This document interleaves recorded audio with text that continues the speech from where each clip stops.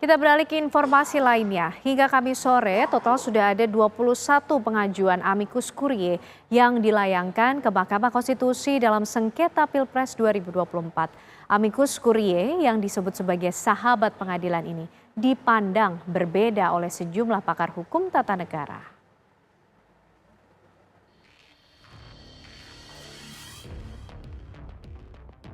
Ihwal amicus curiae diawali dengan pengajuan yang disampaikan oleh Presiden kelima Indonesia, Megawati Soekarno Putri. Megawati mengajukan diri sebagai amicus curiae dalam sidang sengketa Pilpres 2024. Pengajuan ini disampaikan oleh Sekjen PDIP Hasto Kristianto serta tim kuasa hukum Ganjar Mahfud ke Mahkamah Konstitusi. Megawati menulis pendapat atau pemikirannya atas perkara perselisihan hasil pemilihan umum Presiden dan Wakil Presiden 2024. Selain Megawati Soekarno Putri, amicus curiae juga diajukan oleh Indonesia American Lawyer Associate atau IALA. IALA merupakan asosiasi pengacara Indonesia yang ada di Amerika Serikat. Mereka mengajukan amicus curiae sebagai bagian agar pemilu 2024 berjalan secara jujur dan adil.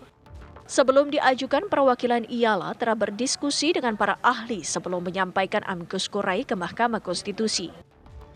Namun silang pendapat di antara praktisi hukum tata negara muncul, terutama ketika amicus curiae diajukan oleh Megawati Soekarno Putri yang dinilai memiliki konflik kepentingan dalam sidang sengketa Pilpres.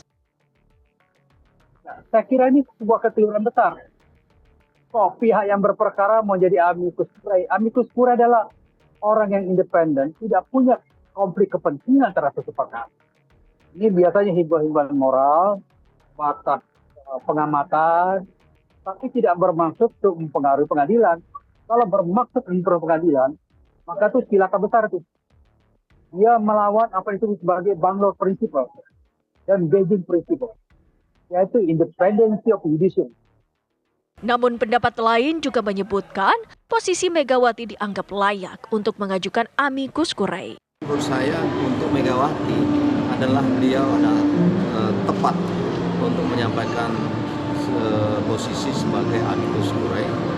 Walaupun memang beliau adalah sebagai ketua umum PDI Perjuangan sebagai pendukung salah satu paslon, tapi dalam posisi beliau secara individu, ya, dalam konteks dalam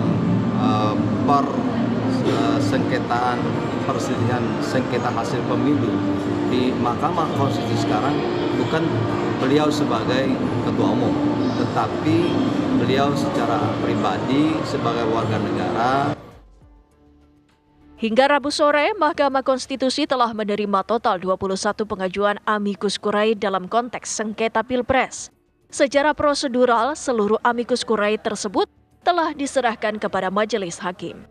Sesuai jadwal, Mahkamah Konstitusi akan mengumumkan putusan sidang sengketa Pilpres 2024 pada tanggal 22 April mendatang. Saat ini, Hakim Mahkamah Konstitusi masih menggelar rapat permusyawaratan hakim atau RPH. Tim TV One mengabarkan.